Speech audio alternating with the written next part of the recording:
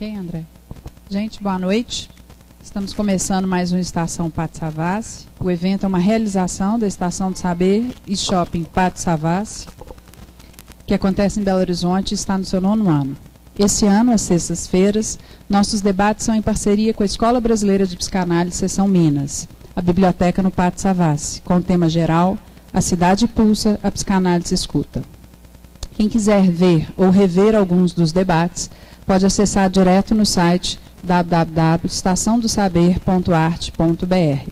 Nosso tema de hoje é Juventude, Cidades e Gangues, e convido Laura Lustosa Rubião, psicanalista membro da Escola Brasileira de Psicanálise, diretora adjunta da biblioteca e doutora em literatura comparada, para apresentar nossas convidadas. Boa noite, gente.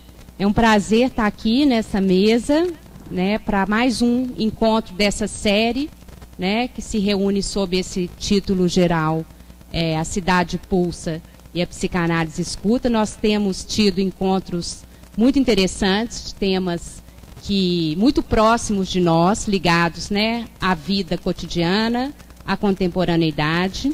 E eu queria, então, agradecer, né, a presença de Ludmila e Cristiane e apresentá-la. A Ludmila Feres Faria é psicanalista, membro da Escola Brasileira de Psicanálise e Associação Mundial de Psicanálise, mestre e doutora em psicologia, funcionária da Secretaria de Defesa Social do Estado de Minas Gerais desde 1991, onde exerceu as funções de diretora dos programas Fica Vivo, 2003-2007, e Programa de Proteção às Crianças e Adolescentes Ameaçados de Morte, 2005-2007. Ainda coordenadora da implantação da política de medida socioeducativa de semiliberdade e meio aberto do Estado de Minas Gerais. E Cristiane Cunha, médica e psicanalista, professora de pediatria da Faculdade de Medicina da UFMG, coordenadora do grupo de pesquisa Sintomas Contemporâneos do CNPq e do grupo Subjetividade e Cultura do Mestrado Profissional de Prevenção da Violência da UFMG, coordenadora do eixo Adolescência e Violência do Observatório da Saúde da Criança e do Adolescente do Departamento de Pediatria da UFMG e do Laboratório A Janela da Escuta do CIEM e membro do PINA, Infância, Adolescência e Psicanálise da UFMG. Eu vou passar, então, a palavra para Cristiane, que vai começar. Então, uma boa noite. Queria agradecer muito o convite da Lilane, da Laura e da Júlia. Tá baixo? Tá baixo? Aí atrás estão escutando? Alô? Alô? Então, uma boa noite. Eu queria agradecer muito o convite da Júlia, Lilane, Laura. É um prazer, eu acho muito importante, né, ocupar esses espaços. E já estive aqui outras vezes e gostei muito. Então, um prazer muito grande e compartilhar essa mesa com a Ludmila e ter o prazer de ouvir esse trabalho que ela fez.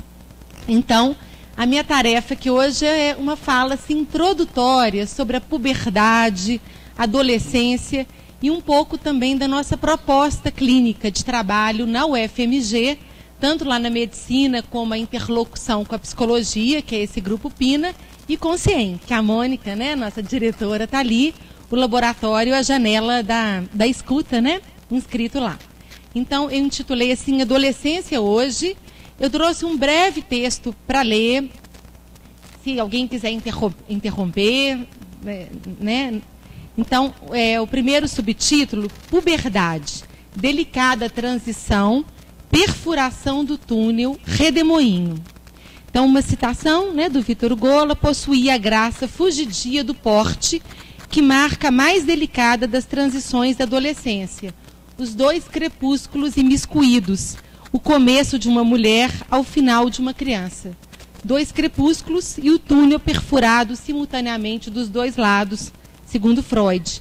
Então, esse contraste da graça fugidia e da engenharia freudiana.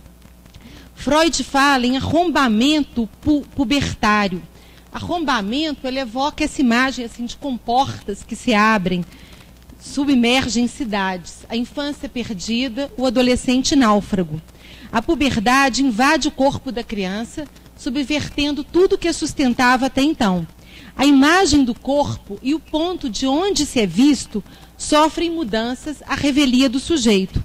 A linguagem, o referencial simbólico da infância, já não respondem mais ao vazio de significação que se abre. As palavras das quais a criança dispunha até esse momento são insuficientes para nomear os acontecimentos de corpo. As metamorfoses do corpo, a eclosão da puberdade do sexo, evidenciam insuficiência no saber, uma impossibilidade de transmissão de respostas universais. Na clínica, recolhemos fragmentos desses efeitos da invasão, da estranheza, do exílio. Maria, pequena e franzina, fala do seu corpo púbere. Eu me vejo grande, desajeitada, meu corpo é como um avatar, estranho, enorme, pesado. A mancha no espelho, que Lacadia nos fala. Nina, já adulta, se queixa da perda do universo mítico da infância. Cresci demais. Fala que sente falta da mãe, do risco do encontro amoroso. Ela tece e desfaz os laços, preservando a tela imaculada do seu corpo anoréxico. Na fala de Flora, puberdade, mal-estar e perplexidade se confundem. A puberdade invade o corpo, ela muda da escola pequena para a escola grande, na qual a mãe não se faz tão presente. Perde a consciência, falta o ar. Ela fala que perdeu a garantia do outro que sabia, que escolhia por ela. Um sonho, ela tenta gritar, pedir socorro para o pai. A voz não sai, o pai não percebe a angústia. Flora fica petrificada nessa posição débil. Eu não sei. Léo sente enjoo desde que seu irmão nasceu. A eclosão da puberdade intensifica a náusea, experimentada quando há uma exigência de separação dos pais, do encontro com os pares. A escola, todos os dias, os programas nos fins de semana. Só em casa, com a mãe, ele se sente apaziguado. Nessa recusa da metamorfose pubertária, na perpetuação do estágio da larva, ele é quase feliz. Seria, talvez, se não houvesse o irmão que rouba seu espaço. João fala que desde a eclosão da puberdade foi invadido pela raiva. Ele procura o analista porque nesse momento constata que perdeu a percepção da invasão corporal pela raiva e o freio que a continha. Na infância ele mantinha um diário. Na adolescência se deparou com a insuficiência da língua da infância. Ele golpeia a parede para não golpear o outro. Na peça O Despertar da Primavera, Melchior e Moritz falam sobre as pulsões e os sonhos. Moritz, não é uma brincadeira muito estranha essa que pregam na gente todas essas coisas acontecendo? Eu nunca senti nada assim antes. Esse tipo de desejo, essa excitação insuportável. Por que não me deixam passar por isso, tudo isso dormindo e acordar quando já tivesse acabado? Agora é assumir a responsabilidade por ter nascido. Como é que a gente veio parar nesse redemoinho? Então, essa pressa do Moritz, né, de passar pelo redemoinho, Lacadia, tomando um verso de Rimbaud, define a adolescência como essa pressa em encontrar, eu apressado, em encontrar o lugar e a fórmula. E Moritz, querendo então dormir para acordar quando houvesse acabado, vai nos colocar aqui na segunda parte, no outro subtítulo, que eu tomei a fala de uma adolescência do ambulatório para definir a adolescência. Sinto que estou acordada enquanto durmo. Saio de mim e sou outra pessoa. Então, agora, adolescência. As transformações corporais contrastam com a irredutibilidade do adolescente a essas transformações. O sujeito adolescente é interpelado no que tange a decisão, a escolha. Há uma reestruturação pulsional, com encontro com o sexo, como esse real pulsional. Há uma renomeação simbólica, essa invenção de uma linguagem que deve ser reconhecida por um outro que possa dizer sim a essa invenção original. e há uma mudança e a necessidade da reinvenção da imagem corporal. Podemos pensar a adolescência como um tempo lógico e subjetivo do enlaçamento desses 3 registros: o tempo real do organismo, o tempo coletivo da imagem corporal e o tempo simbólico singular da própria história, com relação à sexualidade e à morte.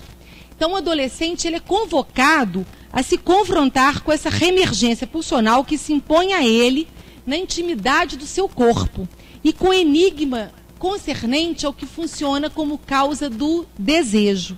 Um trabalho de simbolização ao redor do nó radical que dirige o desejo do sujeito, o objeto que o causa. Há um reposicionamento do sujeito com a sua herança infantil, com esse objeto A, numa cadeia nova e sustentável na vida adulta. Lacan fala da maturação do objeto A. Os ritos de passagem, de iniciação, seriam formas de enlaçar os registros, de construir novas identificações.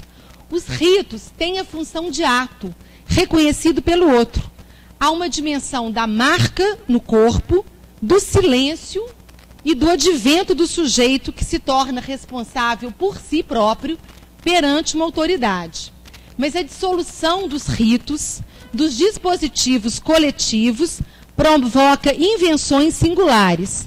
Diante da puberdade, desse real inapreensível pelo simbólico, da ausência de fórmulas, o púbere pode fabricar um sintoma, um salva-vidas, como diz Viganò, um manual de sobrevivência em situações adversas, como diz Oliver Sacks. Respostas possíveis, singulares, a esse impossível que é o surgimento do real próprio da puberdade. Stevens. A puberdade seria, então, um dos nomes dessa inexistência da relação sexual, do impossível, do real. A inexistência da relação sexual é a dificuldade para nós, seres que falam, né, seres falantes, de saber o que fazer em relação ao sexo. É a ausência de um saber prévio constituído.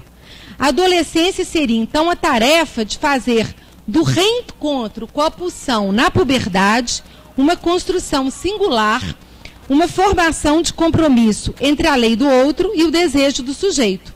O sintoma permite ao sujeito se organizar na vida, em relação com o outro e com gozo. Agora, 2 questões para a gente pensar assim, se é possível e como é possível a adolescência hoje. Os tempos lógicos, a via do sintoma ou a via da recusa. Podemos pensar em um primeiro tempo da puberdade, que é o do véu, o dos sonhos. O véu é aquilo que faz existir aquilo que está atrás do véu, porque é um nada, né, segundo Borges. O sexo permanece como enigma no campo do outro. Em torno desse enigma, a fantasia construída.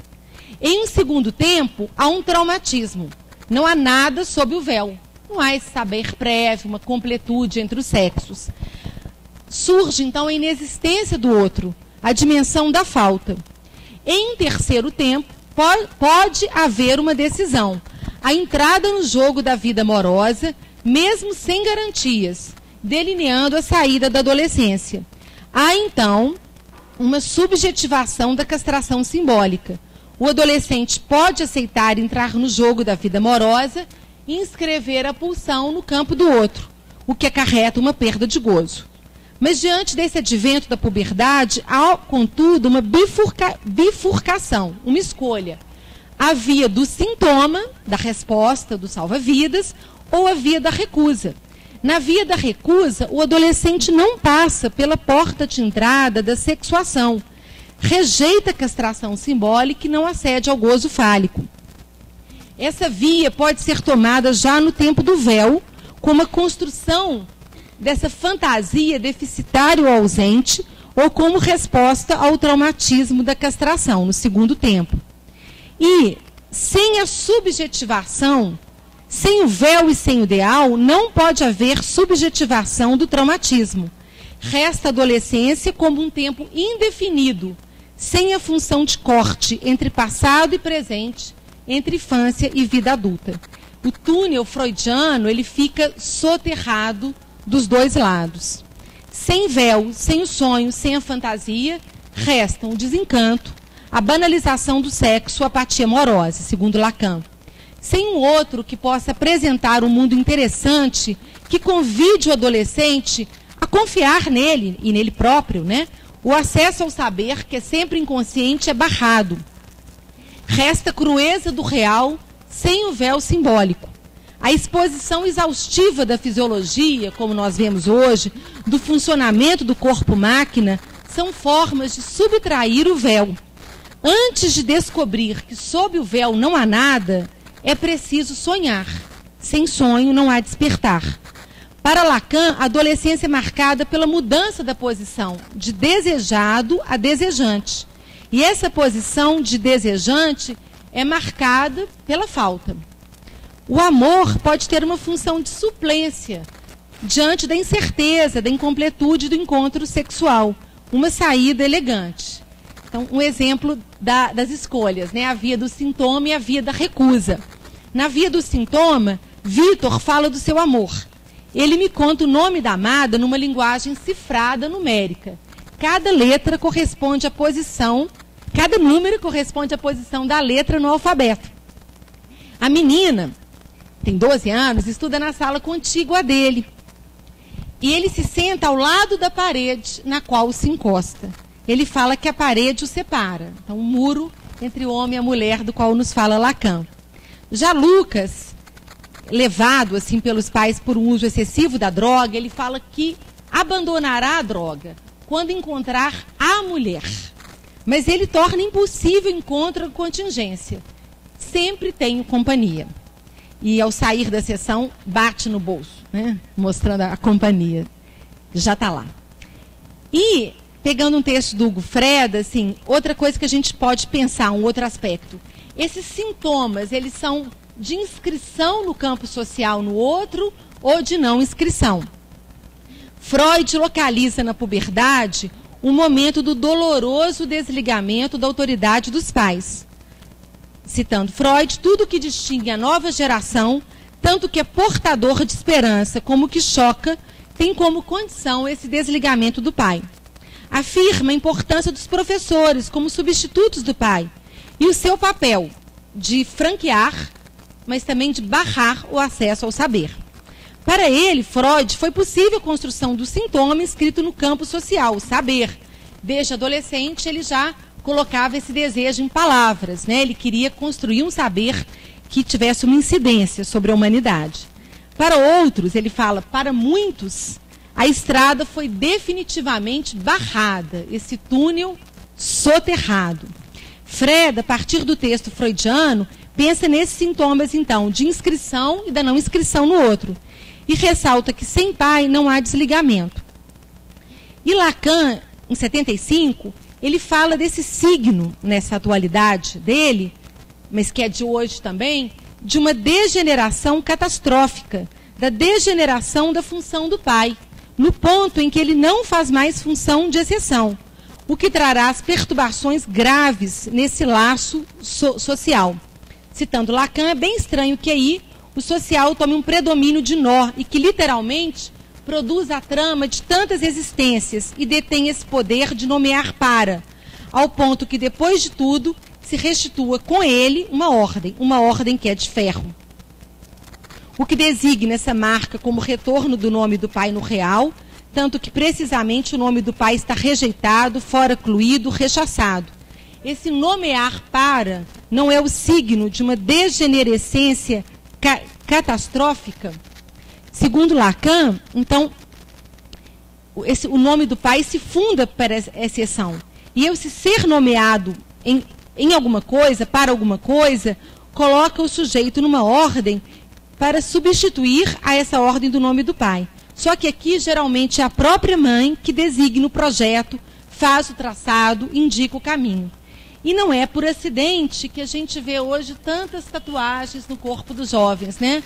O amor só de mãe. Amor de mãe é tudo. Agora, diante desse esgarçamento do véu e da evaporação do pai, uma expressão lacaniana, como pensar para nós? Como que a gente pode pensar a adolescência hoje e como os adolescentes podem inventar, como os púberes podem inventar sua própria adolescência? Então, um outro subtítulo, respostas possíveis, bricolagem, exceções.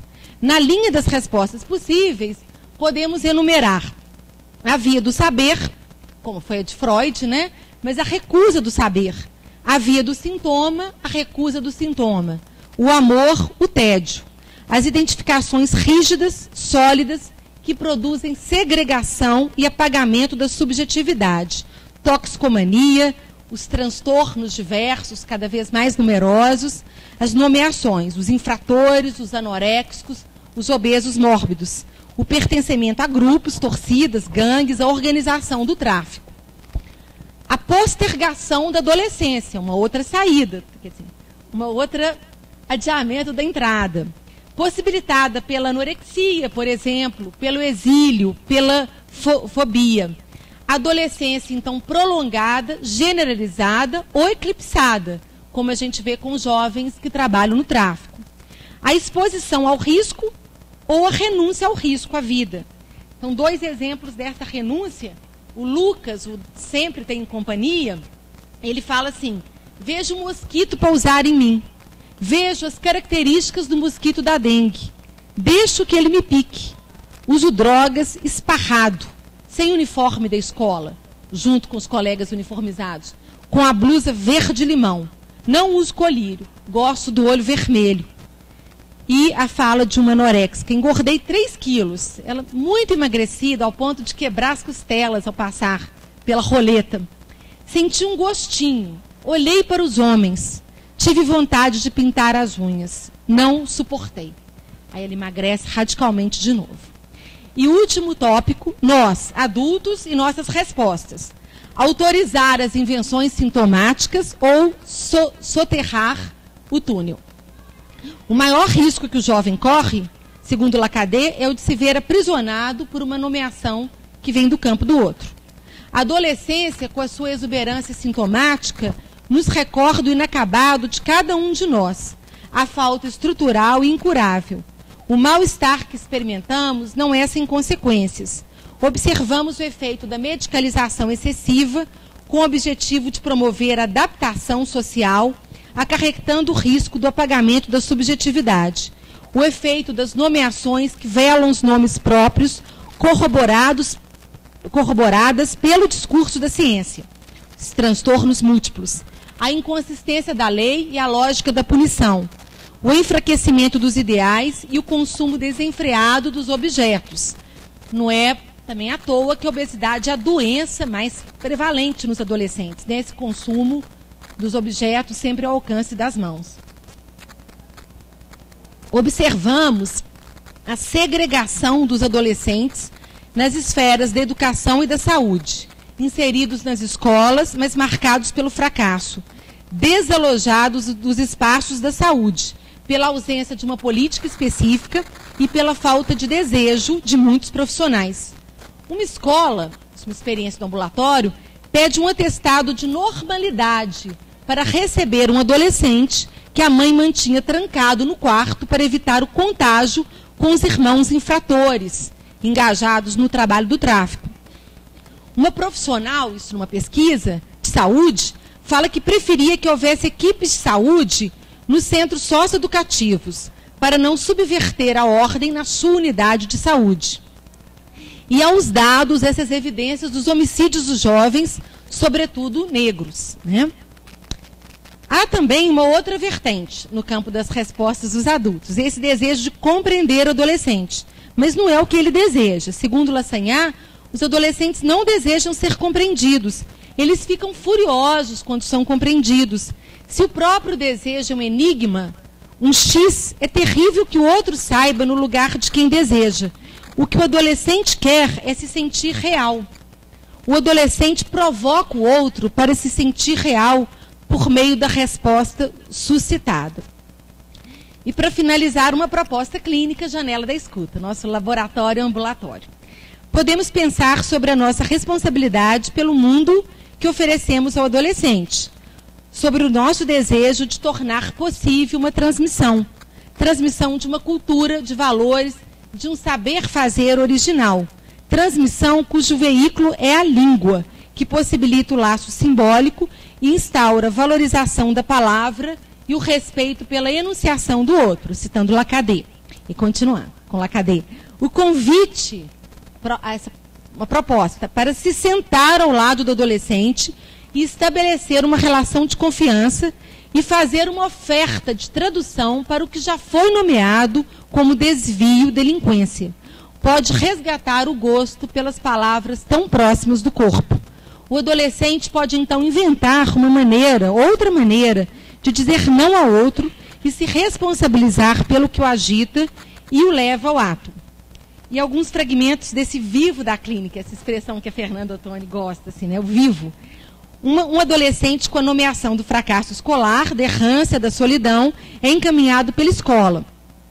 A solidão que adquire relevo e contraste no hipercentro, onde M vive com a mãe, que trabalha sempre fora. M porta uma pulseira de uma torcida organizada. Na sala de espera, desenha símbolos e a bandeira do seu time. Para ele, o pertencimento a um grupo organizado e hierárquico é uma inscrição no outro social. M segue um código rígido de condutas. Não matar, embora possa provocar o desfalecimento do adversário. Não agredir um homem sozinho ou acompanhado pela esposa ou pela mãe. M fala dos efeitos da agressividade no corpo, tão potentes que permitiram que ele abandonasse o uso das drogas. Algumas perguntas que o aluno faz, como saber se um homem inconsciente não está morrendo, força uma dialetização. Ele pergunta para o aluno se o aluno já viu Hooligans, que é um filme. Como no filme, a sua inscrição na torcida foi precedida pela ruptura e segregação. M começa a se interrogar sobre seus atos, sobre seu desejo e pede indicação de uma escola de grafite. Um dia ele diz que se cansou do futebol, que prefere grafitar e ir ao duelo de MCs, duelo de palavras, de significantes, no intervalo dos quais um sujeito pode emergir. Nicole é encaminhada ao ambulatório com um relato de um longo percurso na saúde mental e um rol de diagnósticos: transtorno bipolar, psicose, borderline, dentre outros. Acho que até o psiquiatra cansou de escrever os transtornos e finalizou com dentre outros. Em acompanhamento com psiquiatra, psicólogo e um profissional que Nicole designava como psicoterapeuta. Era atendida por esses profissionais em vários locais, sem nenhum ponto de conexão entre eles. Nicole diz: não gosto de mim. Se eu pudesse, andaria com um saco na cabeça. Relata que tinha um perfil falso no Facebook. Atualmente o perfil é verdadeiro, mas o sobrenome é falso. Exibe várias cicatrizes. Gosto de me cortar com gilete ou faca e encostar-me em panelas quentes. Não gosto de mim, tenho vazio dentro de mim. Diz que gosta de ir ao ambulatório. Aqui a gente conversa sobre outras coisas. Pergunta: sou psicótica ou borderline? A pediatra responde: seu nome é Nicole. Cortou o papel para não se cortar. Quer atenuar a cicatriz dos braços e demanda um tratamento dermatológico. E a pediatra responde: o primeiro passo para evitar novas cicatrizes. Nicole passa a ir sem a mãe, que é um ponto importante na história dela. E um dia dá um presente para a pediatra. Ela corta 2 folhas do diário e entrega para a pediatra.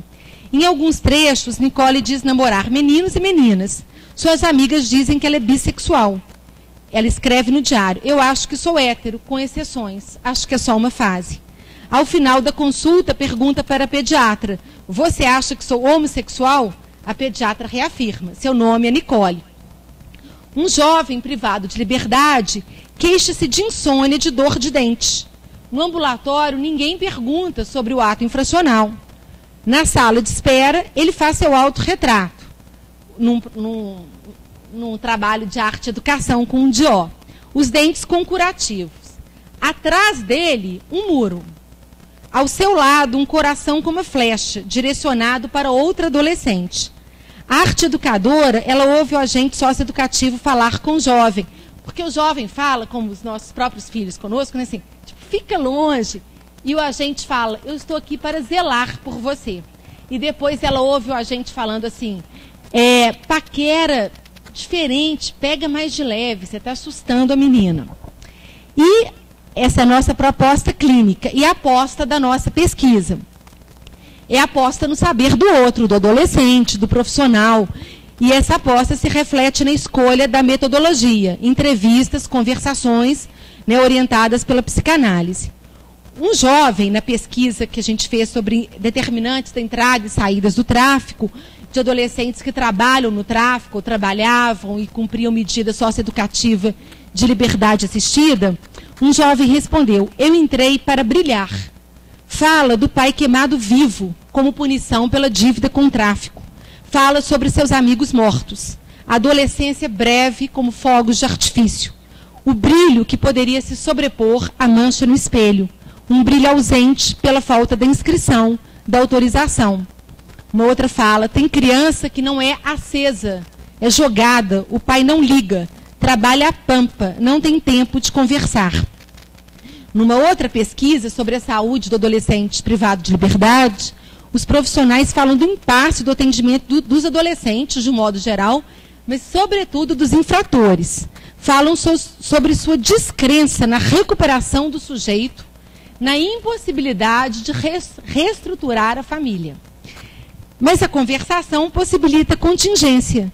Uma enfermeira, nessa conversação, então, ela fala que ao acolher um adolescente privado de liberdade, resgatou o seu cartão de vacina e identificou a letra de uma colega que havia vacinado o adolescente e a sua própria letra.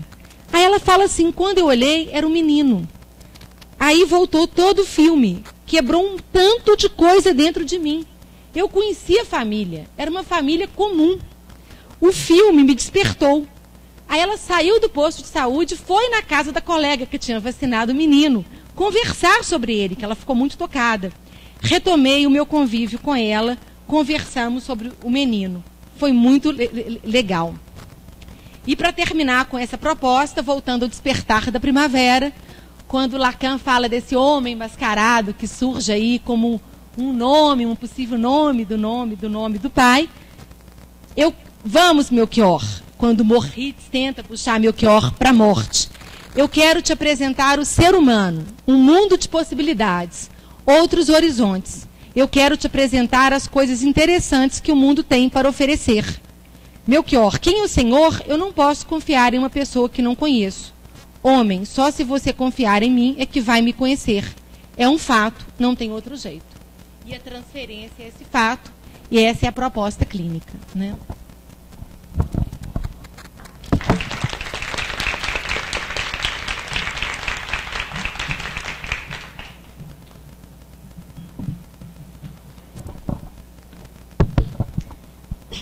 Boa noite.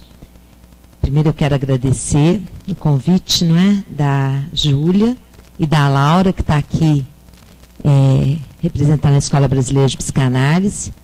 Agradecer a Lilane também, que coordena essa parceria.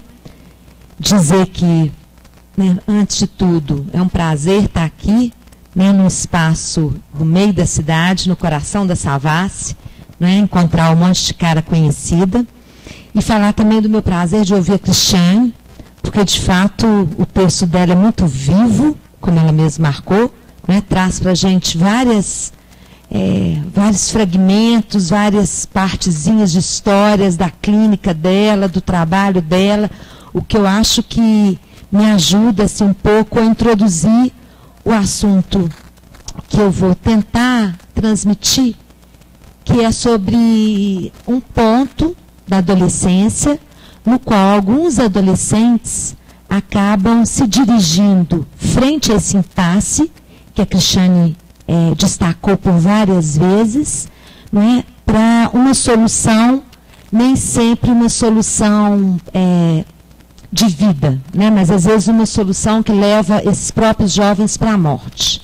Né. Eu trabalhei, como foi colocado aqui de início, durante vários anos com adolescentes em situação de risco de violência, né? Então em favelas, em várias favelas do estado de Minas, coordenando um programa de estado que era de controle de homicídios, um programa que iniciou a partir de um elevado aumento da taxa de homicídio entre jovens, especificamente nas favelas, né? Então, a gente tem hoje um mapa da violência que nos mostra o número, o grande número de homicídios, né, entre os adolescentes, e a partir de uma pesquisa foi localizado que a maioria desses adolescentes, diferentemente do que a gente possa pensar, eles matam e morrem dentro das suas próprias localidades, né? Então eles estão morrendo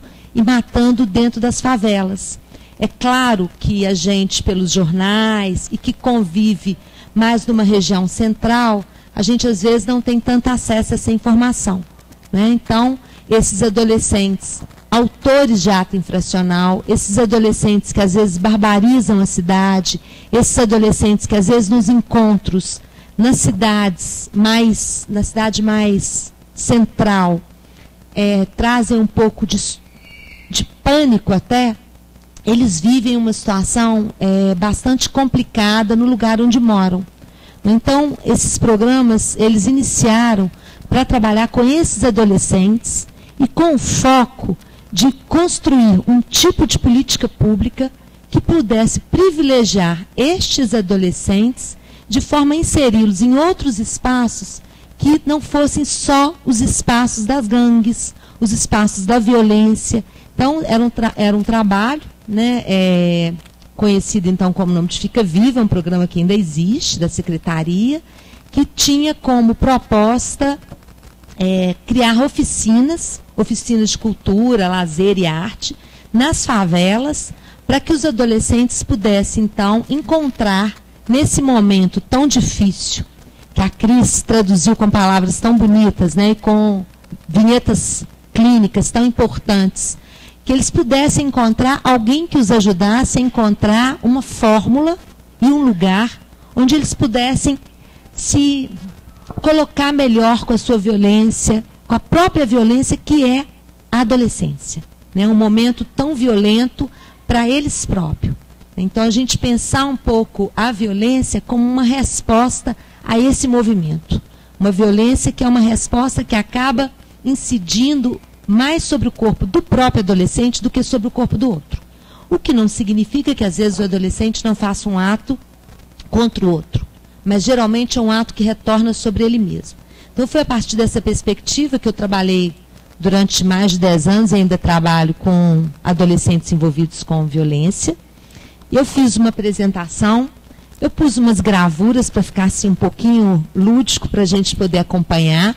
Tem algumas partes que já foram bastante trabalhadas pela Cris, então eu vou apenas passar, né, porque ela fez de fato um percurso maior no que diz respeito à adolescência. Então eu vou apenas passar e focar um pouco num dos efeitos e numa das respostas que o adolescente pode dar frente a esse encontro, com esse mal-estar, com essa dificuldade de se relacionar com outro sexo, com essa irrupção no próprio corpo, que pode ser as gangues ou a violência. Eu vou passar, né? Resta saber aonde que...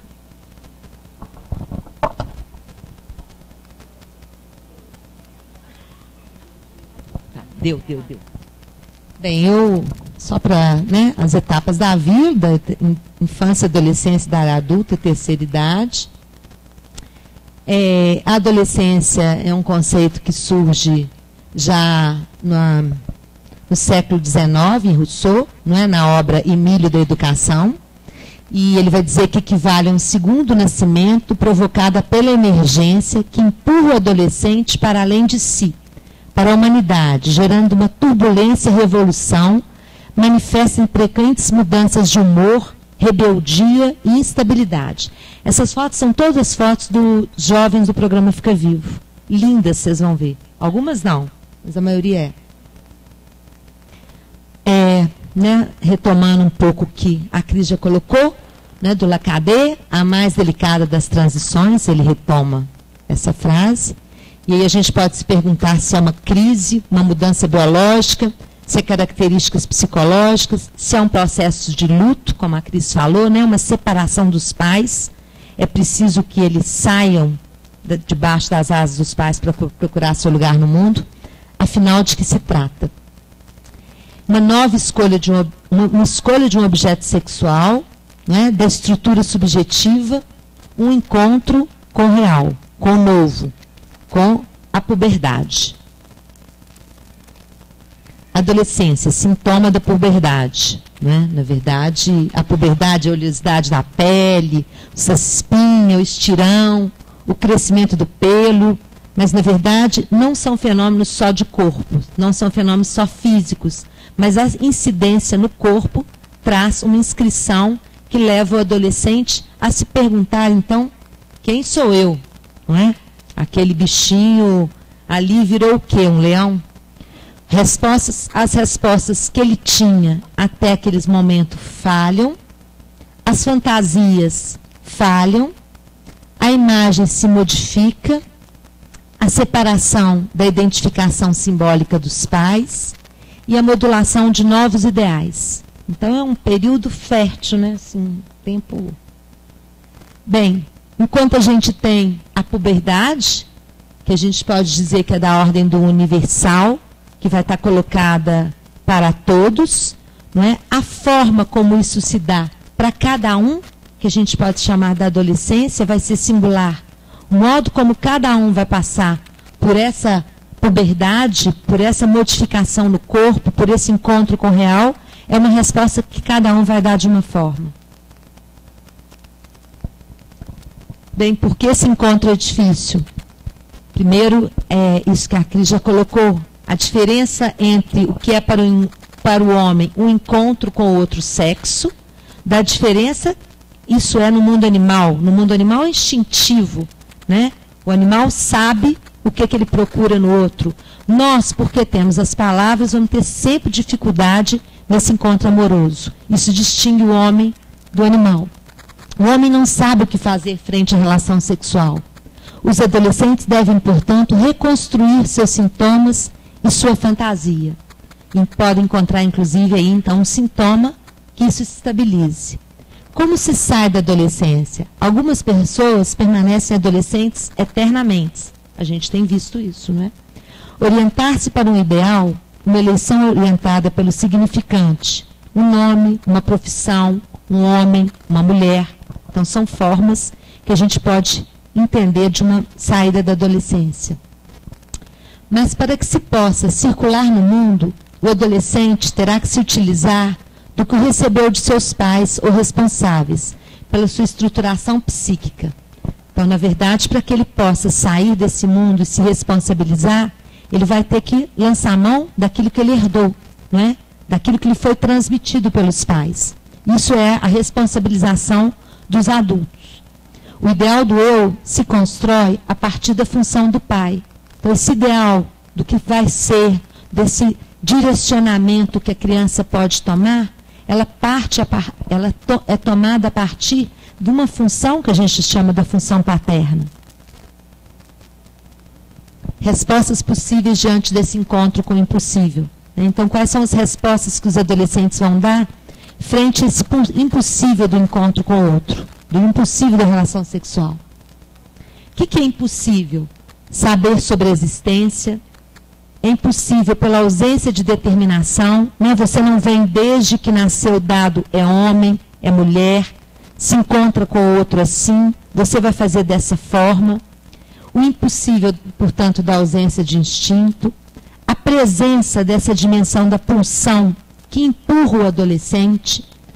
No lugar de um saber prévio, o que a gente vai ter é que aprender, né? Então o adolescente não tem um saber prévio do que fazer, ele vai ter que inventar, e para isso ele precisa contar com o outro que o ajude a inventar e que o ratifique aquilo que ele inventou, né, que possa dizer sim às suas invenções, como a Cristiane trouxe. E para ele ter essas coordenadas, ele precisa do outro, né? As respostas, elas vão estar dadas junto com o outro. Ele pode encontrar respostas pelo saber, né, como Freud, estudar, ou pela recusa do saber, que é uma forma de saber também. Ele também pode encontrar respostas pela identificação a ideais, ou também pelos atos. Para isso ele encontra pontos de apoio no ideal social e nos grupos. Daí a importância dos grupos para os adolescentes, né? Os grupos são fundamentais, espaços onde os adolescentes se reconhecem, trocam as suas vivências, tem uma certa enturmação, uma conversa entre eles, um mundo que eles podem se identificar e, a partir dali, criar a sua própria forma de ser. Bem, o que a gente vai ter hoje, né? Se a resposta para se construir, ela precisa, então, estar ancorada no encontro desses sujeitos com o outro, nós vamos hoje, no mundo atual, na atualidade, ter um declínio de alguns ideais, né? O mundo hoje, um declínio, a crise da família, a crise das escolas, a crise da religião, a crise do trabalho. É muito comum a gente ouvir em contraposição a ideia de que o trabalho enobrece, né? O trabalho não serve mais para nada. Alguns adolescentes, é uma pergunta que a Alba Zeloar faz, num livro onde ela discute a questão dos adolescentes do tráfico, ela vai perguntar por que eles vão se identificar com esse pai que se dobra a uma árdua tarefa de trabalho e que no final do mês o dinheiro não dá para nada. Então, para eles, aquilo ali é uma negação do ideal, é uma negação do que eles querem ser.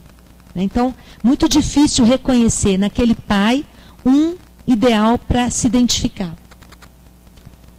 Portanto, a função do pai, enquanto representante, vacila.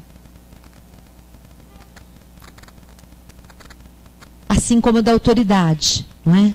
O que a gente vai ter no mundo contemporâneo é uma vacilação do campo da autoridade. Uma tentativa de apagar a diferença entre os jovens e os velhos, a criança e os adultos, os alunos e os professores. A gente tem visto isso muito. A criança se torna emancipada dos alunos.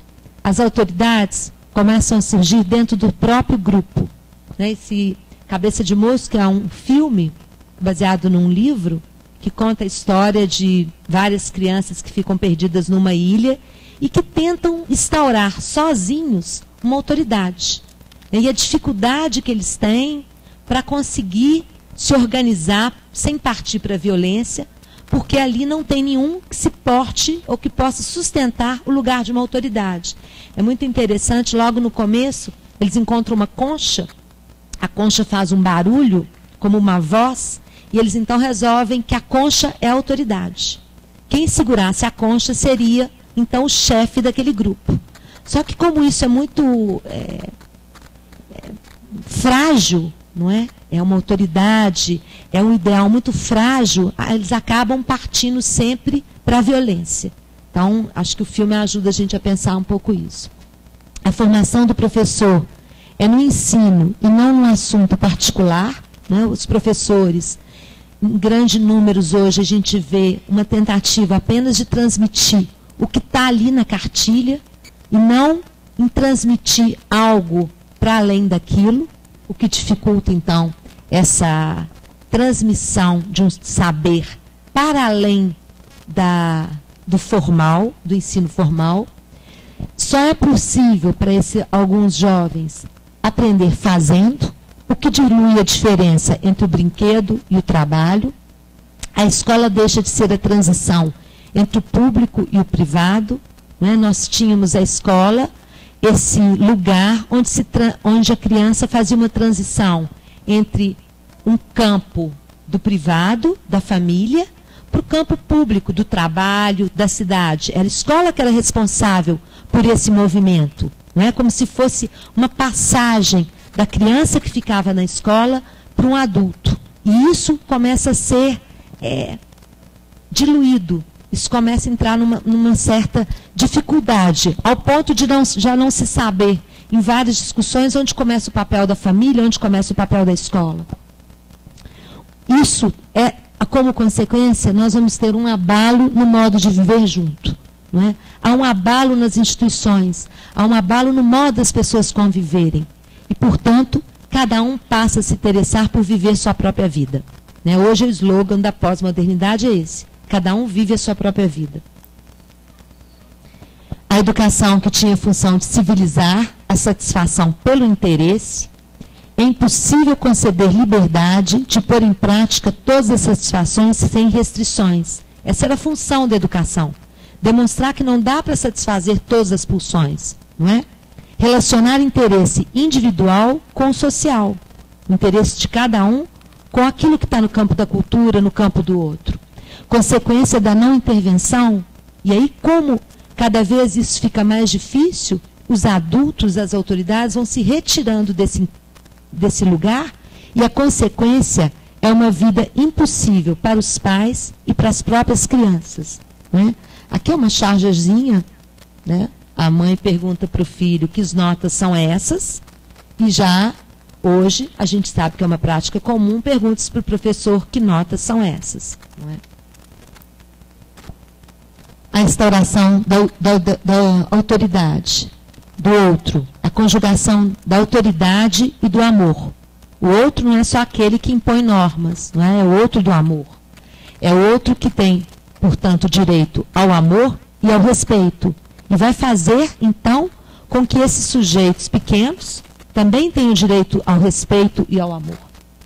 Conjugação, as instituições encarregadas da educação, a família, a escola, a justiça, né, o Estado, a sociedade, e o que nós temos hoje, dificuldade da família e também dificuldade das outras instituições encarregadas da função educativa.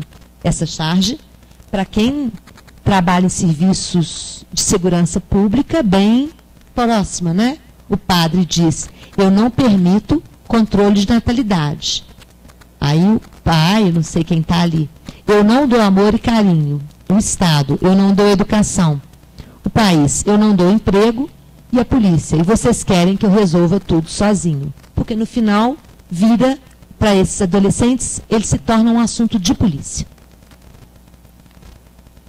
Bem, com essa queda da autoridade, que é representada pelo pai, o que nós vamos ter não é uma ausência de autoridade, é uma pluralização de autoridade, como a gente viu aqui. Não é? Várias autoridades. O problema é que qualquer um passa a poder encarnar esse lugar, inclusive uma concha, não é? Nesse momento, nesse movimento, onde nós temos uma pulverização, a televisão, os jogos na internet, os grupos na internet. Se isso é bom ou não, vamos tentar responder um pouco mais para frente, não é? Essa pulverização. Mas esse lugar passa a poder ser encarnado por diversos outros. A função do pai, então, pode ser encarnada enquanto representante da lei, não é o pai biológico, pode ser encarnada por outros, por professores, por amigos, por chefes de gangues. A identificação, portanto, com um bando pode ser um exemplo de orientação para esse ideal. Não é? Nesse movimento, onde a gente vê, principalmente em alguns lugares, nós sabemos, por pesquisas do IBGE, que a grande maioria de famílias que moram nas favelas são famílias onde o pai está ausente. E não só no corpo, mas às vezes ele está lá, mas ele não transmite aquele lugar de um certo ideal para o filho, né, que possa transmitir valores que se conjuguem à cultura. Então, são às vezes envolvidos com tráfico, às vezes ausentes, às vezes violentos, não é? Então, o que a gente vai encontrar é uma certa abalo nessa figura, e aí o que empurra esses adolescentes que nesse momento precisam de um outro que possa ajudar a localizar esse mal-estar e essa turbulência da violência, ele pode encontrar sim nas gangues alguém que possa ser uma saída. Não é o chefe da gangue, então, como eles dizem, é o papaizinho, não é? É no pai, eles encontram no chefe da gangue um pai que possa, então, dizer o que está certo, o que está errado, o que funciona, o que não funciona, quem é o amigo, quem é o inimigo, porque é isso que os pais também falam. Aqui pode passar, aqui não pode, desse jeito funciona, daquele outro não, colocando limite, não é? Então, é bom ou mal frequentar um bando? Esses adolescentes podem eleger um modo de gozo que evite a questão sexual. através da toxicomania, da bulimia, do gozo de aspecto autista, sem passar pelo outro. Mas voltando à pergunta, é bom ou mal encontrar um bando? Talvez a primeira pergunta que a gente possa fazer, anterior aos adolescentes que se envolvem com gangues, é bom ou mal encontrar um grupo? Né? É fundamental para os adolescentes. Todos os adolescentes querem se agrupar. Às vezes a gente, né, pais, fala, tudo vestido igual, cabelo igual. Para eles isso é fundamental. Né? É com o outro mesmo que ele se identifica e é a partir dali que ele pode conseguir, então, encontrar o seu estilo. Sim, o que diferencia um grupo de uma gangue? Que autoridades esses adolescentes podem construir? Não é? Uma delas é a gangue. Mas o que seriam as gangues? Um amontoado de jovens, exilados, sem algo que intervenha como um ponto exterior. Na ausência de um comando externo contra o qual se diferenciar, os iguais se mutilam. Qual é o problema das gangues? Qual que é o impasse que as gangues colocam? Elas introduzem um chefe, elas introduzem um líder, mas é um líder que não encarna esse lugar de uma autoridade. Uma autoridade que transmite um modo de saber fazer com o mal-estar da adolescência. Um modo de saber fazer com esse encontro que a Cris falou, não é? Com essa irrupção, com isso que às vezes está um pouco sem forma e que é preciso que o outro diga sim. O que eles encontram nesses chefes? Encontram pessoas ou encontram outros jovens, não é? São jovens tentando liderar jovens, né? Meninos entre 13, 15 e 20 anos, que na verdade introduzem ali não uma lei que diga não à violência, mas ao contrário, introduz isso que a Cris trouxe, que a gente vai dizer de uma lei de ferro, que pode tanto ser uma saída para uma mãe que na ausência do pai, não é, coloca o filho para cumprir aquele lugar que o pai deixou vago, e esses meninos então saem no tráfico, numa tentativa de trazer para casa tudo que a mãe podia sonhar, tentando ocupar o lugar desse pai, né? Por isso que a frase, né, é amor só de mãe, o resto é ódio, né? Isso que eles tatuam, isso que eles dizem, né? Então, é para tudo, querendo responder esse lugar de ser aquilo que falta à mãe, eles então se lançam no tráfico, ou numa outra vertente, uma lei. Essa lei materna é uma lei de ferro, né, de que não deixa escapatória para a criança, para o adolescente, ou encontram nas leis do tráfico também uma lei de ferro. Uma lei que não diz sim, uma lei que já só diz não. Porque nós sabemos que no tráfico tudo é regrado. Né? Você tem hora para trabalhar, hora para levantar não, porque é um tédio, uma falta do que fazer, mas você tem regra para tudo. A diferença de uma regra do tráfico e uma regra ou uma lei que se transmite e que faz laço na cidade é que ali nós estamos sem um comando externo. Então, não é um grupo que algo é uma exceção. Não é dentro de casa, não tem alguém que é uma exceção. Na escola não tem alguém que é uma exceção. Na gangue, não. O chefe da gangue é um entre os outros. É um igual. Que em algum momento, e pela força, ele passou a ocupar aquele lugar. E, portanto, a qualquer momento, ele pode ser retirado. Por isso, as gangues estão em constante mudança. Características, todos iguais, né? É muito comum você ouvir os adolescentes dizendo todos por um, por todos, não é? Quem matou foi a gangue que matou, nenhum deles se responsabiliza, porque todos se responsabilizam, e aonde todos se responsabilizam, ninguém, nesse caso, se responsabiliza. Uma segregação, a gangue se constitui, então, em contraposição à gangue rival. Né? Então, se a gente andar pela cidade, que outro dia o Estado de Minas trouxe uma matéria mostrando as gangues da Savassi, né? Os novos, não vou saber falar nem o nome de um aqui agora, mas várias gangues, eu sei a das favelas, né? A gangue da pracinha, dos cachorros, do sovaco da cobra e algumas outras. E é uma rua que delimita a passagem de um campo para o outro. E é assim que eles se constituem. Eles só se constituem gangue porque tem um outro com quem ele guerrear. Então é preciso a guerra se instalar, porque senão ele não constitui a sua própria identidade, que é dada a partir de uma gangue. E eles se identificam com marcas, né? Isso aqui é o símbolo do nazismo.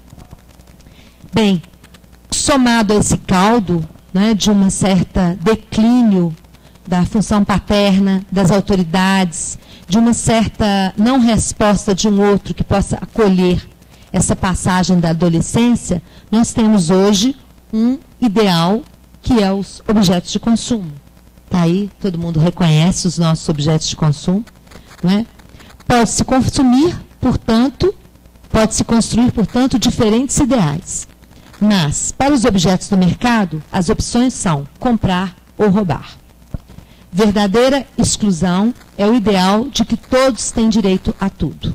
Não é? Na verdade, essa é a verdadeira exclusão que nós temos hoje. Nós temos toda uma campanha de que todos temos direito a tudo e a alguns é negado o direito de ter parte desse tudo. Então, a solução para alguns é, às vezes, roubar. Bem, a barreira contra esse ponto de angústia que surge na juventude pode, então, ser o ACT ou a passagem ao ato, né, que são os atos violentos. Então, a gente tomar o ato violento, às vezes, como uma solução frente a esse abandono, essa falta de resposta que os adolescentes não encontram. Na falta de uma outra represa contra a angústia, surge a violência no lugar do sintoma.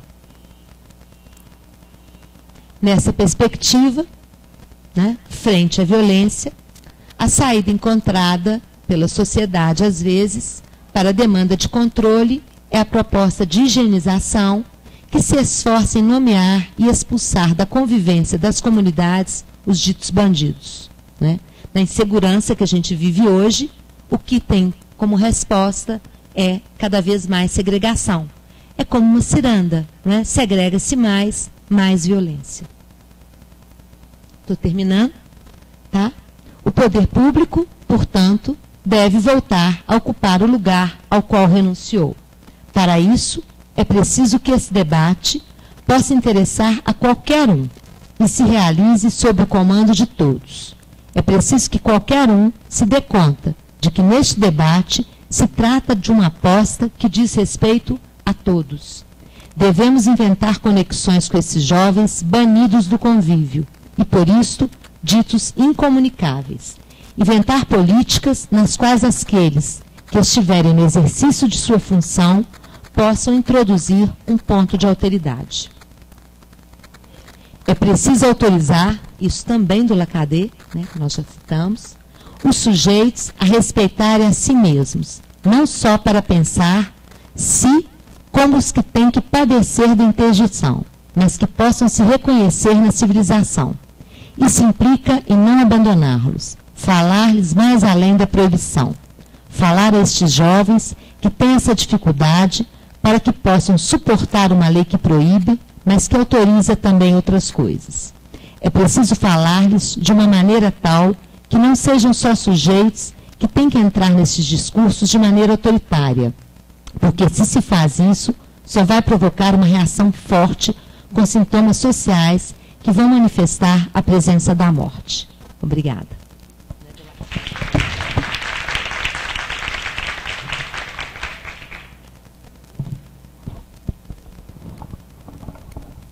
Bom, queria agradecer muito a contribuição de Ludmila e Cristiane, que foram excelentes contribuições, que trouxe para nós, não é, muitas questões. E só um comentário que eu achei muito legal, você, a fala da Cristiane, que os adolescentes não querem ser compreendidos. Eu acho que o Lacadet traz muito isso nesse livro. Acho que não sei se é esse que vocês estão se referindo, o Despertar o Exílio, tem outros, né? Acho que ele é um grande estudioso da adolescência, mas ele traz muito esse recado, assim, que é preciso dizer sim, encontrar uma tradução, mas que sustente essa diferença. Isso que é da própria, essa violência que é da adolescência, que isso se mantenha, porque eles não podem ser compreendidos a priori. E os exemplos que você traz são excelentes, né? Assim, na medida em que esse programa né, os profissionais que estão envolvidos aí não ratificam essas definições prévias, né? Você é um infrator, você é uma homossexual, né? Você tem um nome e pode começar a falar. Eu acho que esse dizer sim à psicanálise se propõe a isso, né? A dar um lugar a essa língua, né? Para que eles possam falar, o Lacadeu usa muito essa expressão, falar a língua do outro, senão é a recusa. Né? E só lembrando que a capa da última revista Cult tem o Criolo, né, que é um compositor de rap, e quando eu fui comprar a revista, eu converso muito com a dona da banca, perto da minha casa, ela falou assim, é a primeira vez que eu vejo nessa revista, na capa, que não seja alguém que não seja um figurão. Né? E uma das chamadas do dossiê é justamente isso, a língua da periferia. Né, e como lidar com esse ponto aí de tensão para que a periferia não ocupe o lugar do centro, né, quando você começa a ter fama e a ser reconhecido, mas como sustentar essa marca da diferença, disso que é radical, que é, né, dessa insuficiência do simbólico aí na adolescência para lidar com o real, e como acolher isso e dar um outro lugar, né, menos mortífero. Achei muito legal a contribuição de vocês duas e queria abrir, né, a palavra. Vamos passar para as perguntas, mas eu fiquei pensando um pouco, gostei demais da fala das duas, acho que foi super claro, assim, né, foi convidativo para a gente poder fazer essas reflexões, e eu fiquei pensando um pouco quando vocês falaram do papel um pouco da escola, né, e do professor como alguma coisa que permite essa transição da adolescência, que não mais os pais, né, de fazer esse luto e poder dar ou permitir essa autoridade, né, isso que possa organizar um pouco, não compreendendo necessariamente, né, mas fazendo alguma outra coisa. E a dificuldade que a gente está com isso, porque os professores estão perdidinhos, né, isso assim é o que a gente vê muitas vezes a escola já trazendo diagnósticos prontos das crianças, e mais ainda, para a gente fazer essa reflexão, quando? 2 casos que eu ouvi assim de arrepiar. Uma, que é o professor de educação física, aconteceu, acho que foi essa semana, ele estava assistindo no celular, durante a escola, um vídeo pornográfico. E uma criança, uma menina pequena, chega e vê a cena no celular do professor.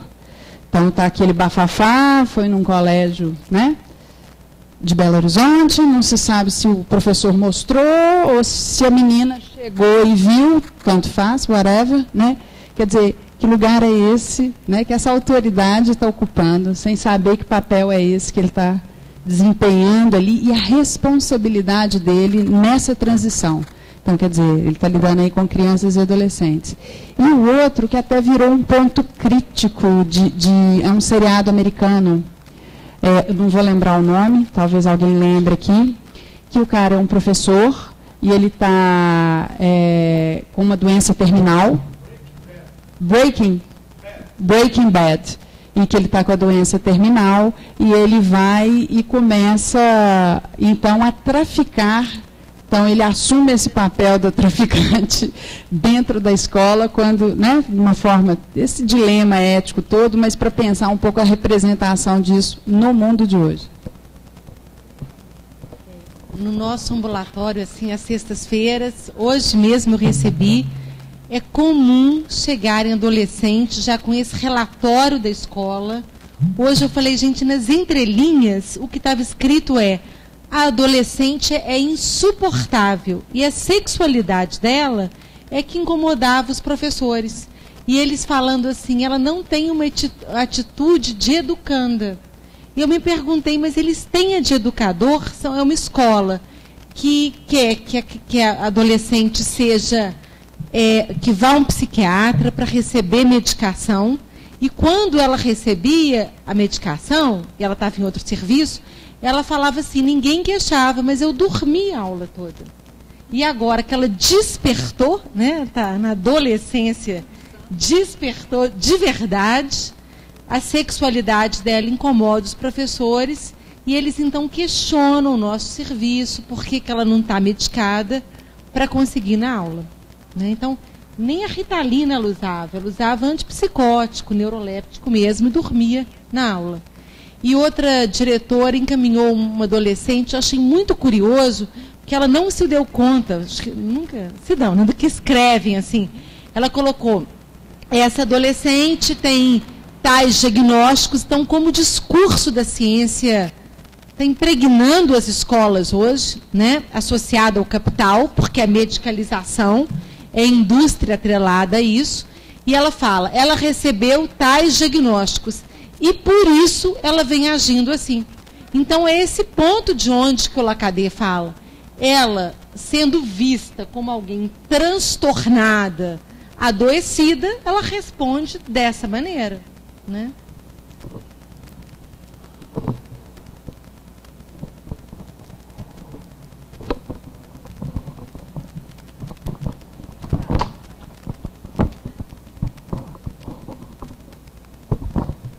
Primeiro eu queria agradecer realmente, assim, a apresentação foi muito bacana de vocês. E aí, né, escutando isso tudo, eu acho que pensar nessa queda, né, do nome do pai, da existência do pai, de uma lei que regule alguma coisa, eu acho muito importante, porque a gente está vendo lá no CIEM, né, o quanto que para os professores está muito difícil também lidar com isso tudo. Porque esse professor que está vendo o filme pornô é quase uma adolescência que fica aí eterna, né?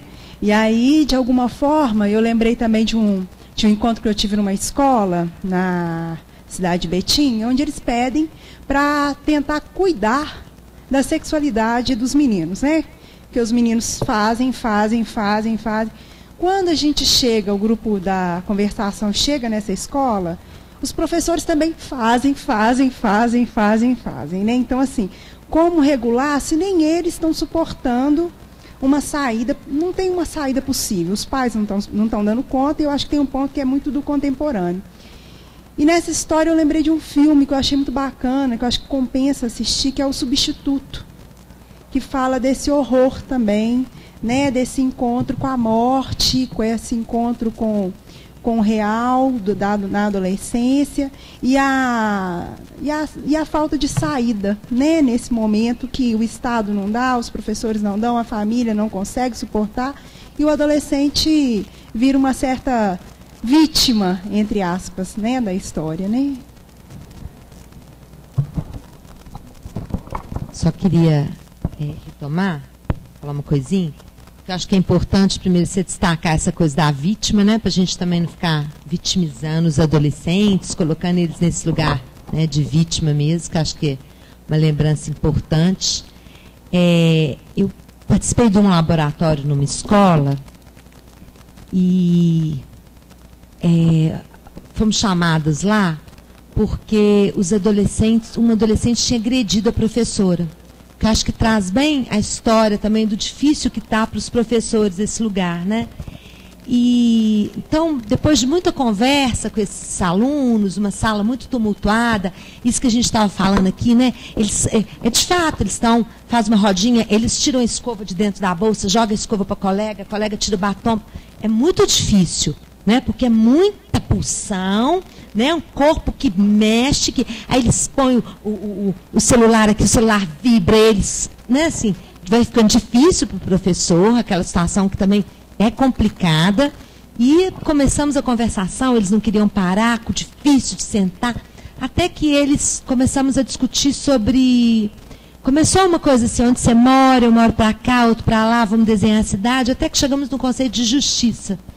E vamos fazer um desenho e tal. Mas o que aconteceu? Qual foi o fato? Eles começam a contar o fato, por que uma professora foi agredida pela aluna. E resolveram, então, montar um julgamento. Né? Escolheram, fulano, você que jogou é o réu. Você vai ser o juiz. Você que fala demais vai ser o promotor. E eles mesmos foram escolhendo quem seria quem, né? Júri popular, lógico, para todo mundo poder votar. E, num certo momento, criou uma tensão, porque eles são muito duros. Então, nós pensamos assim, nossa, vai ser assim, uma pena daquelas bem forte, né? Depois que eles decidiram que havia ali uma culpa, e aí eles conseguem, num certo momento, dizer assim, olha, a adolescente, na verdade, estava na biblioteca, pegou uma almofada para jogar num colega, a professora entrou, ou pegou uma pasta para jogar no colega, a professora entrou, a pasta pegou na professora. Então, ela não é culpada em agredir a professora. Disso ela está liberta, né? Não vai ter pena. E é culpada porque biblioteca não é lugar de ficar jogando coisas um no outro.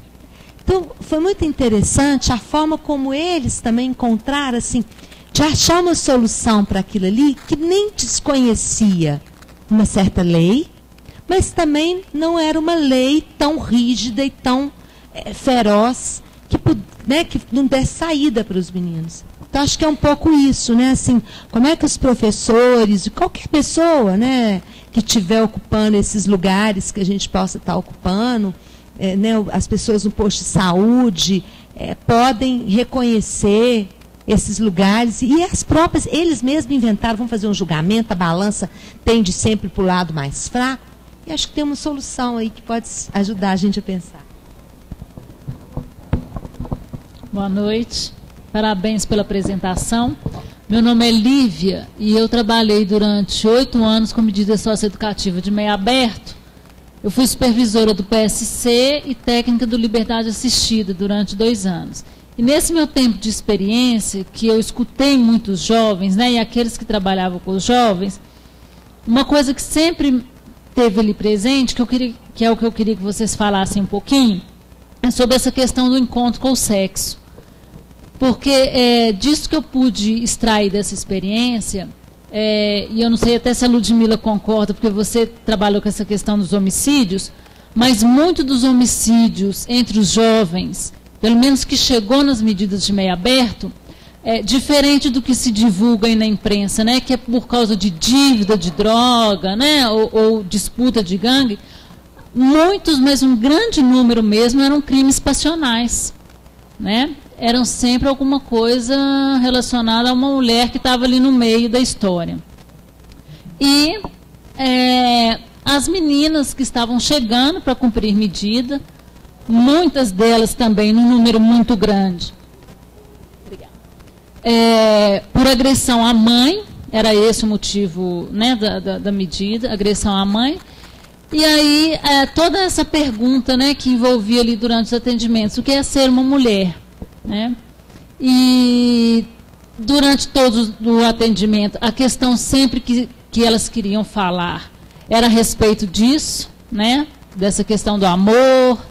E um caso muito interessante que eu acompanhei lá, de uma mãe muito preocupada com essa adolescente que bateu nela, agrediu. E uma das grandes preocupações dela era com a gravidez, que era uma adolescente de 14 anos, que saía quinta-feira de casa, só voltava no domingo, passava madrugadas no baile funk, né? E aí ela sempre me falava a respeito disso, olha, eu estou muito preocupada, preciso levá-la no médico. E, no entanto, essa adolescente era virgem e todas as questões dela estavam relacionadas aí, né? Como ficar com o menino, o que faz... Estava longe de pensar em querer ter a primeira relação, né, que para ela não era a hora ainda, e era com um cara que fosse bacana, né, esse príncipe encantado. Então, os atendimentos giravam sempre em torno disso. E os meninos sempre aí nessa questão até da morte dos crimes passionais, que era uma coisa que me chamou muita atenção, porque a gente sempre ficava achando que era por causa da droga, né, e não era. Aí vocês podiam falar um pouquinho disso.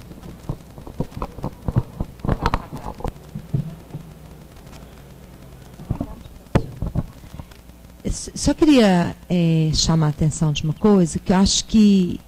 eu vou passar para a Cris responder, que eu acho que ela trouxe mais esse ponto. Mas, assim, quando a gente traz a questão da violência, e mesmo as gangues, eu acho que é para tomar uma resposta paradigmática frente a esse encontro com o outro sexo, com o real desse momento da puberdade, né? Uma das respostas é a violência, né? Então, assim, por trás da luta de gangue, por trás do tráfico, a gente vai encontrar, se tiver coragem, se tiver disposição para escutar e para procurar, um impasse próprio da adolescência, né? Por isso tantos adolescentes em gangues nessa faixa etária, por isso tantas mortes, né? Não é uma coincidência, porque tem adulto no tráfico também. A questão é que esse impasse encontra como resposta, como solução, soluções que dirigem às vezes para o pior, como as gangues, como o tráfico, né? Soluções que às vezes levam os adolescentes à morte. Certo? Então, assim, acho que isso que você traz é fundamental, porque, na verdade, essa pergunta sobre o que quer uma mulher, o que é um homem, como chegar, por que ela está com ele e não comigo, essa disputa, que em alguns momentos é uma disputa até fálica entre os rapazes, não é?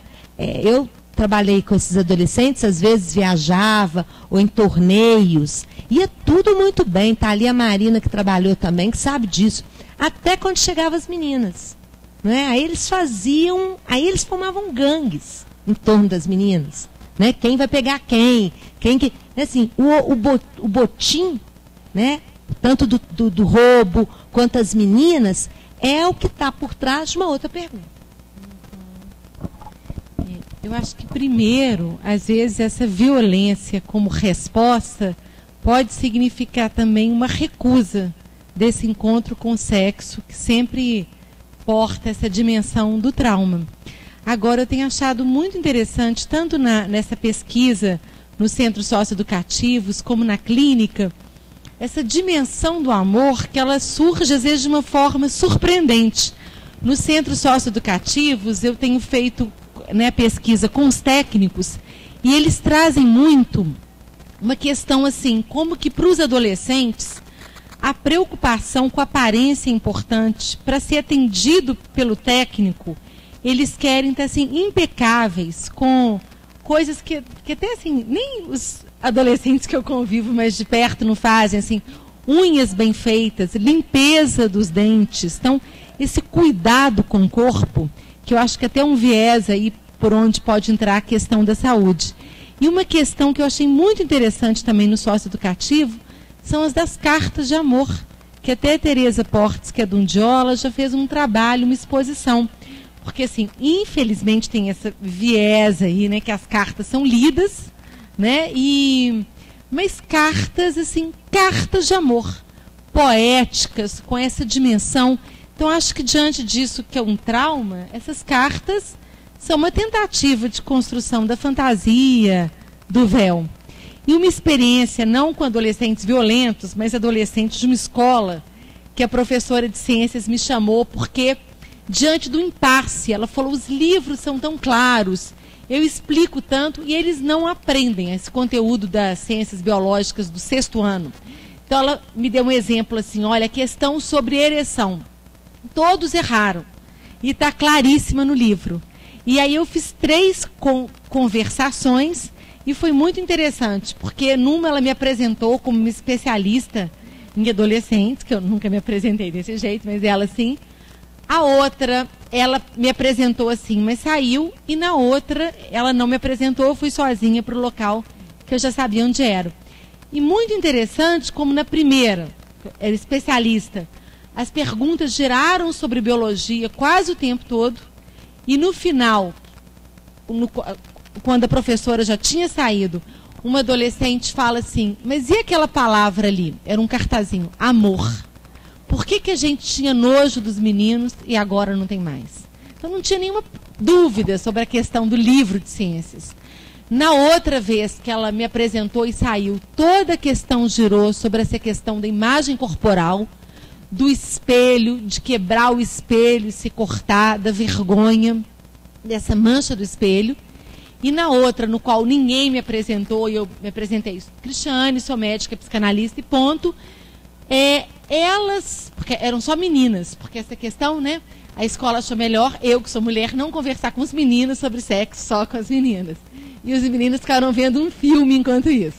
E aí na terceira turma, que não teve esse significante do especialista, Elas fizeram as perguntas e elas elaboraram as respostas. Elas levantavam a mão, posso responder? E esse dia, o tema principal foi essa questão do conflito entre as gerações, pais e entre os mais novos. Mas o amor, ele perpassou todas as conversações e achei muito curioso, em todas as três, houve essa exigência para brincar do telefone sem fio. E teve uma hora engraçada, assim, porque elas falavam, e elas no chão, assim, almofadas, então elas ficavam ruborizadas, gritavam, caíam para trás, isso que a Ludmila falou da agitação. E eu pensei, gente, o que será que está vindo? E era, as meninas amam os meninos. É sintaxe, né?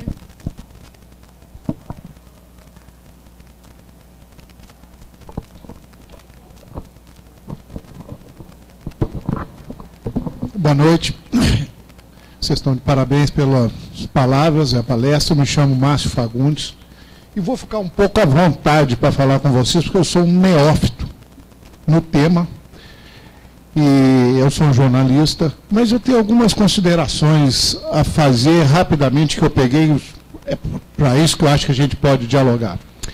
Me passou a ideia um pouco na fala de vocês que existe um certo preconceito assim, da psicanálise em tocar na questão da ideologização do momento que nós vivemos, no sentido que os jovens começa na nomenclatura da palestra que vocês estão fazendo.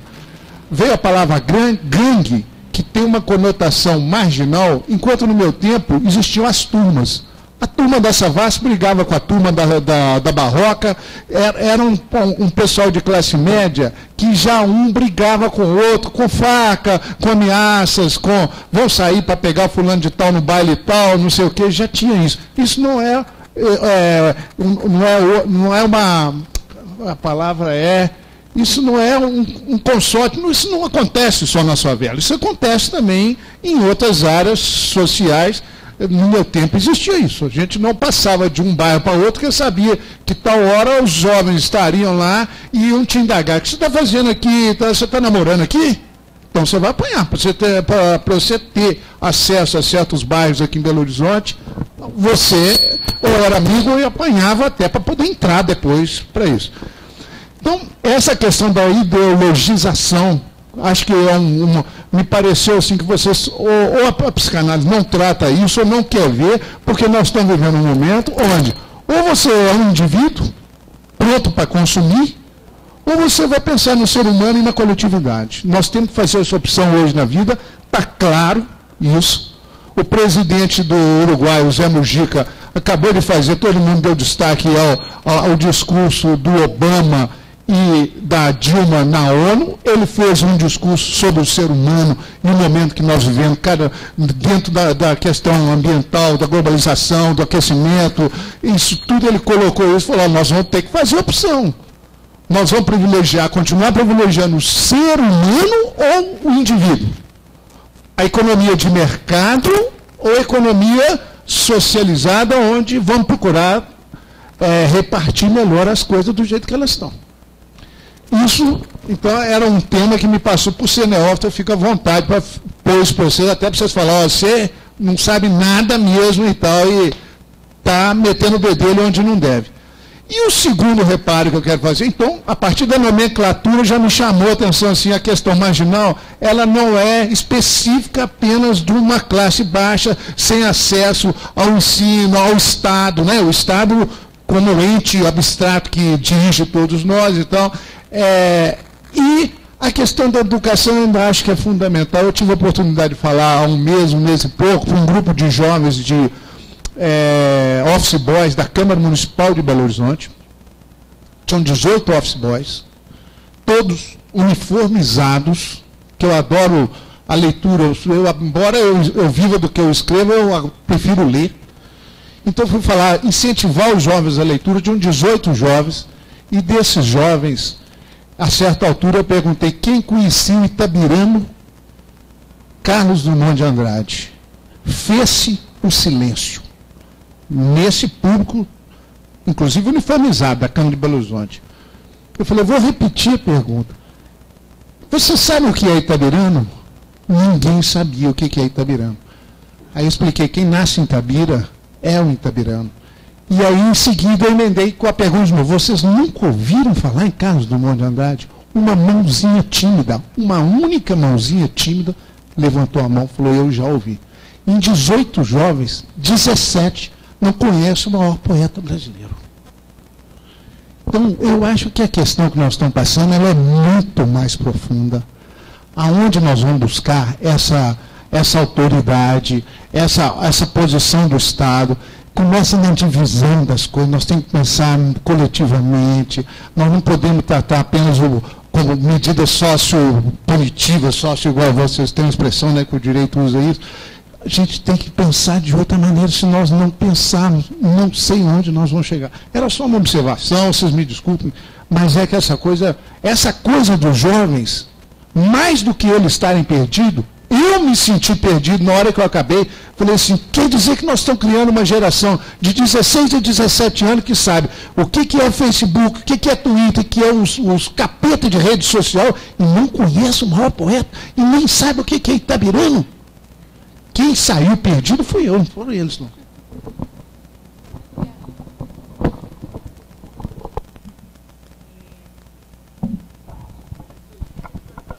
Não, uma colocação muito boa. Eu quero ouvir a Ludmila, que trabalhou, né, na pesquisa com essa terminologia, inclusive, de gangue, também a opinião da Laura e da Júlia. Mas eu acho, Márcio, assim, pelo menos a concepção que eu tenho é de uma psicanálise com engajamento político muito grande. Tanto que, assim, eu sou da universidade e nós temos uma inserção muito grande na cidade, e é o que nossas linhas de pesquisa e clínica, assim, é o nosso eixo. É cada vez mais essa imersão na cidade, e o nosso grupo de pesquisa, até por isso que a gente deu esse nome, do PINA, Infância, Adolescência e Psicanálise na Cidade. Então, é esse tecido social no qual o jovem, todos nós nos inserimos, que me interessa, assim, como linha de pesquisa. E essa questão do consumo também é o que permeia aqui, né? Essa visão que a gente não pode ser simplista, né? Eu sou médica, então, assim, diante de um caso de obesidade, eu acho que a maioria, eu ouvi de uma obesa, assim, os médicos têm a receita pronta, e tem, mesmo que concretamente não a tenham, dieta, atividade física, medicação, cirurgia bariátrica. Eu acho impossível abordar a obesidade sem pensar nesse consumo generalizado e maciço. Tem um psicanalista milanês que eu gosto muito, que ele fala assim, nós somos todos obesos. E um argentino, que é o Cláudio Godoy, que ele fala assim, a bulimia paradigmática da atualidade, porque exemplifica o consumo e o descarte contínuos, né? A gente não é mais uma sociedade que acumula, mas que acumula e descarta. Então, acho que tem esse engajamento, e eu acho que essa questão, tem uma palestra do Joel Birman, que ele fez no Café Filosófico, está disponível no YouTube, que eu achei muito interessante, que ele fala assim, eu não lembro qual foi a década, mas quando aqueles adolescentes jovens, né, lá em Brasília, queimaram aquele índio de classe média, adolescente de classe média alta, ele fala que aquilo foi um marco na criminalidade, assim, a criminalidade pesada, assim, desde então, não é mais restrita aos jovens pobres, né? O que eu acho que é, assim, uma simetria muito grande é que quem morre são os jovens negros. Agora, a criminalidade, eu acho que ela está difusa em todo o tecido social e muito prevalente hoje na classe média e rica, né? E eu acho que a psicanálise não tem se furtado. A psicanálise de orientação lacaniana tem posições políticas, assim, muito precisas, né? Inclusive sobre o tráfico e sobre a organização do comércio de drogas, assim, porque antes de tudo é tentar fazer com que cesse esse homicídio maciço dos jovens negros, né? Bem, o nome, né? Gangue foi o nome que eu usei de fato na minha pesquisa. Não é uma nomenclatura nossa, né? Antigo. Nós temos aí as gangues de Nova York, o livro, os grupos autodenominados gangues. Eu acho que a sua pergunta é fundamental, né? Fundamental porque, assim, talvez quando a gente diga gangue, a gente passa um certo preconceito, uma visão um pouco segregatória também sobre esses adolescentes, tanto que quando eu fiz essa pesquisa, ela não se chamava gangue, ela se chamava tribos urbanas, né? Eu trabalhei com o conceito de tribos urbanas, e destacando a gangue e diferenciando, porque eu acho que dá no mesmo, assim, o que eu acho que interessa para a gente tomar esses grupos é porque eles podem ser tomados como um paradigma do ponto que a situação dos adolescentes podem chegar, né? E que não é o que eu acho importante chamar a atenção, é que é uma resposta que eles encontram para sair desse impasse da adolescência, impasse com a menina, impasse com o colega, impasse com a família, que retorna sobre eles de um modo muito avassalador, né? Retorna com a morte. Porque, diferentemente dos nossos grupos, até porque, olha, num estudo que a gente faz sobre essas tribos urbanas, essas guerras, essas galeras, tem várias nomeações, entre ser nomeado galera e ser nomeado gangue é um passo muito tênue. Não é assim, uma galera é aquela que sai para fazer zoeira, para brincar, uma gangue é aquela que se envolve com movimentos de roubo, de tráfico, de homicídios. Mas também é muito tênue. Às vezes você pergunta numa favela assim, mas é uma gangue? Não, nós não somos gangue, não. Ou às vezes somos gangue de tal lugar. Então, é uma nomeação que eu acho que você tem razão, que é uma autonomeação, eles se autonomeiam, mas ela também pode ter essa vertente de uma nomeação dada pelo outro, e aí pode ser segregatória. Não é? Tomar aquele grupo, só fazer, ratificar mais esse ponto de segregação, né? Dizer, eles são gangues, né? Acho que a gente tem que ter muito cuidado no uso dessa nomenclatura, mas de fato é diferente a gente pensar um grupo que sempre existiu, como eu falei, os adolescentes sempre se agruparam, sempre tiveram violência entre os adolescentes, não é? Isso sempre aconteceu, sempre teve a rua de cima e a rua de baixo, sempre teve essas divisões. É próprio da adolescência também, as galeras de clube de futebol, né, que são... Agora, o que faz com que uma galera transforme, às vezes, numa gangue? Assim? O que faz com que o movimento de um grupo, que é um grupo que às vezes vai para o enfrentamento, mas que chega um momento, vamos embora para minha casa, né, vou te pegar, mas não te pego. Né? A própria rua delimitava o espaço. A gente tinha alguns aparatos simbólicos que nos ajudavam, isso que a Cris traz o véu, que nos ajudava a lidar com isso. Isso é que hoje, e em alguns lugares, não dá para desconhecer, estão mais ausentes. Não dá para dizer, a Savassi tem gangues, ou galeras, ou grupos que se enfrentam um monte. E talvez mais ainda no momento que a gente está vivendo, que essa questão de território, ela está mais... quase impossível de ser delimitada, que é alguma coisa das redes sociais. Quer dizer, hoje, organizar alguma coisa através das redes, ela não é mais delimitada. Né? Quer dizer, você pode, através das redes, juntar gente que às vezes não é daquele bairro, não é daquela quantidade. E em velocidades que também não era possível, né, antes. Então, tem algo aí mais avassalador disso tudo, que é a potência para que surja esse montante aí desorganizado ou pulverizado, né, vamos falar assim, para esses atos tão violentos. Eu acho que isso tem uma especificidade da nossa época, né? E tem um caso legal, eu até estou com um texto aqui, depois, se quiser, tem na internet, Public Enemies, inimigos públicos, né? Social media is fueling gang wars in Chicago. Como que essas redes sociais foram um estupim, né, para as brigas se tornarem de gangues, de bairros, de etc., se tornarem extremamente violentas em Chicago. Nós tivemos agora os movimentos de rua, não é? Movimentos de cidadania, e era muito impressionante a forma como que aquele movimento, em alguns momentos, eles se transformavam numa guerra, não é? De saques, E não era saques para roubar, não era saque para filmar. Assim, é isso que você está trazendo, né, Júlia? Assim, tem uma coisa que eu acho muito interessante, assim, como é que essa pulverização e essa falta de referência, por outro lado, ela cria uma demanda de organização para esses adolescentes. Então, a rua organiza limite, igual a gente, né? Assim, o que é a fobia?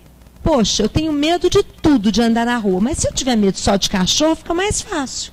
Né? Ela dá uma organizada na sua vida. Então, está ali o cachorro. Agora, imagina, você mora num lugar onde qualquer movimento pode te levar a uma situação complicada, a melhor coisa que você faz é fazer um traçado. Vou fazer um traçado aqui, é meu espaço aqui, eu vivo tranquila. Então, os movimentos de demarcar territórios, eles são tranquilizadores. O problema é que, às vezes, o efeito dele é que trazem consequências bem danosas. Só para reforçar, que eu achei que a Ludmila trouxe esse ponto, essa pergunta que é muito interessante, é bom ou não é bom estar numa gangue? Né? Porque essa pulverização da violência e o caráter individualizado da violência, que é o que o Henrique Lohan trouxe recentemente numa entrevista, nós não temos mais uma violência institucionalizada, não é? A violência é individual, então ela pode vir de qualquer lugar. Então, o grupo, como Freud já definiu, né, é essa possibilidade de subtrair algo do gozo individual e de ceder algo, né, e se submeter a uma autoridade. O problema é que isso retorna como uma lei de ferro, né, mas eu achei essa sua colocação muito interessante.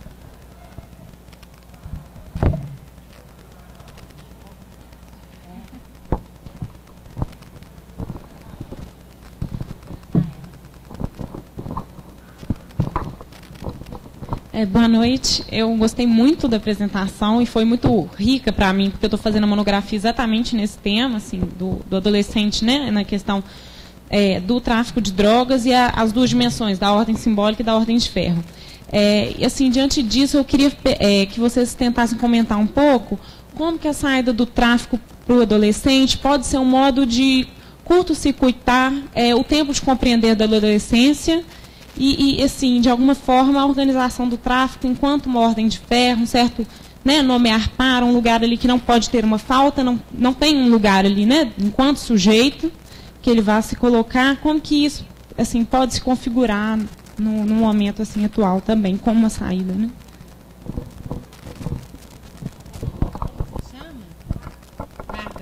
Eu tenho pensado um pouco, assim, a partir das pesquisas e ouvindo esses jovens, que muitas vezes eu acho que o trabalho no tráfico, ele eclipsa, ele abrevia, ele até impossibilita a adolescência. Eu acho que o puber, às vezes, é uma outra saída, né? Como existiam os ritos, mas aí, e uma outra questão que eu penso, por exemplo, o tráfico, que é mais prevalente nos aglomerados, que são habitados por muitas pessoas que vieram até de cidades do interior, do meio rural, onde também, às vezes, a adolescência é mais encurtada. Essa passagem para o mundo adulto é mais definida, né? As pessoas têm um tempo menor, isso que a Ludmila colocou, dessa adolescência generalizada e prolongada. Outro dia eu li uma notícia, assim, pé de página no jornal, que a Receita Federal vai considerar dependentes até, acho que mais 30 anos, né? O Joel Birman, nessa entrevista, falando desses jovens que vivem com bolsas, às vezes já têm 40 anos e não estão no mercado de trabalho, né? Estão com a bolsa do mestrado, doutorado, pós-doc e assim por diante. Então, essa questão, assim, do tráfico provocar esse curto-circuito, esse tempo de elaboração ser eclipsado, né? Então, se a gente pode pensar, Hugo Freda fala assim, adolescência, mais do que uma transição da infância para a vida adulta, é de um pensamento ao ato, né? É isso que Freud, no final da adolescência dele, escreve ao sair do liceu. Eu quero construir um saber. Então, ele coloca em palavras, né, esse pensamento dele e depois faz esse ato. Então, eu tenho ouvido muito isso dos jovens, assim, E eu acho que essa proposta clínica da conversação, dessa clínica também que abre a possibilidade da escuta, eu acho que é uma aposta de instaurar uma dialética, onde só há a ordem de ferro, de instaurar uma possibilidade de saída. Não acho que todos vão sair, né? Não tenho essa visão, mas eu acho que é uma possibilidade, uma referência, uma oferta, né? De uma ligação, de uma conexão, de um enlaçamento, né? Nesse momento onde esses 3 registros, como eu falei, se soltam muitas vezes, né? O imaginário, o simbólico e o real. Boa noite, meu nome é Henrique. Eu fui inspirado pelo companheiro neófito ali, porque eu sou músico, então me desculpem se eu falar alguma coisa nada a ver, mas de cara, assim, eu queria falar que eu, por exemplo, eu acho que muito porque eu não tive uma adolescência pobre e também porque a palestra está sendo no Pátio Savassi, eu demorei uns 5 minutos do início da fala da Cris para entender que você estava falando de adolescente pobre. A palavra gangue não me trouxe nenhum tipo de achar que estava na favela. Na verdade, eu acharia que estaria na favela se falasse bonde ou alguma outra palavra assim. Mas gangue eu pensei mais tipo os metaleiros ali da Savassi, que briga com o punk, esse tipo de coisa.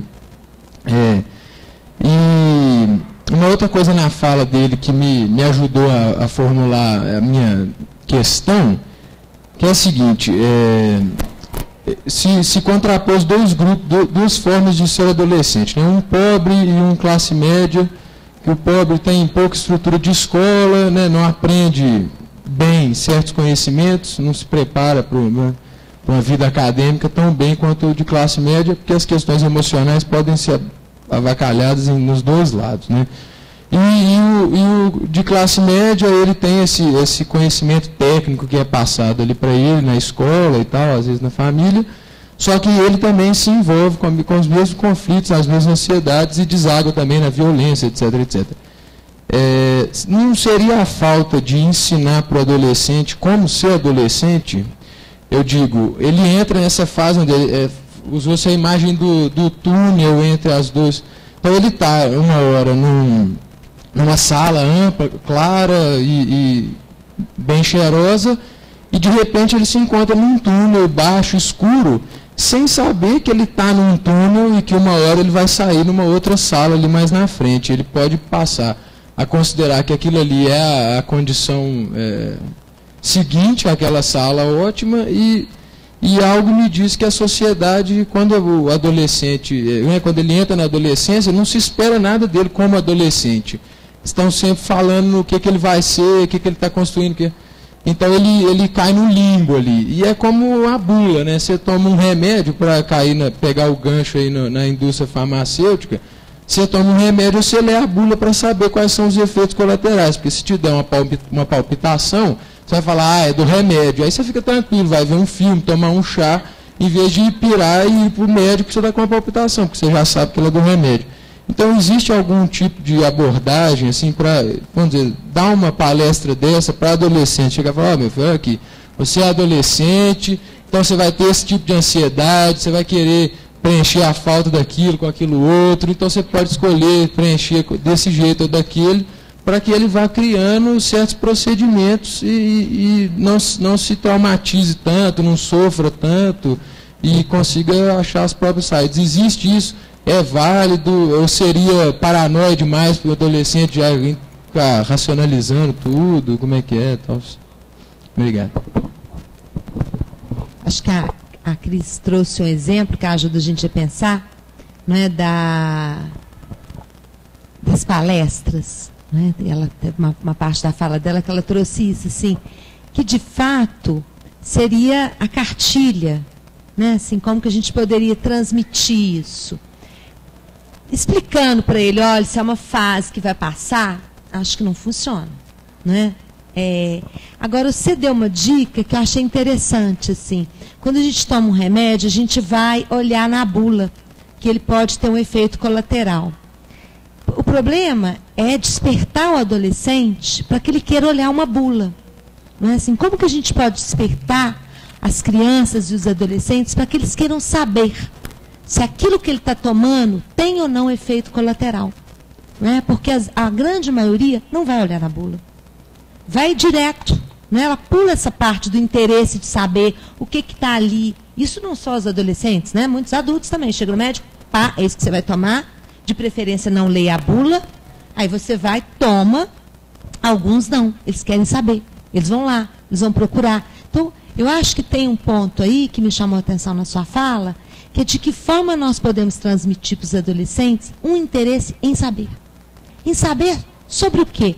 Sobre o encontro amoroso, sobre a menina, sobre o estudo, não é? Como que é que você faz ele se interessar por querer saber? Porque uma pergunta, isso é a conversação. Né? A gente falou aqui várias vezes de conversação, às vezes algumas pessoas não conversam, não conhecem essa prática, não é? Que é, de fato, várias pessoas, geralmente tem um psicanalista, né? Uma prática feita por psicanalistas, que vão conversar sobre um tema, entre adolescentes, entre pessoas que trabalham no mesmo local, a partir de um impasse, de uma questão.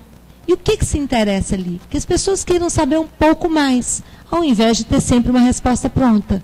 Né? Então, assim, a gente poderia falar, um grupo que se junta para matar, botar fogo num índio, nós chamaríamos isso de gangue, ou qual o nome? Então, é uma pergunta, acho que isso nos ajuda a avançar nas questões, né? Assim, a pensar um pouco mais.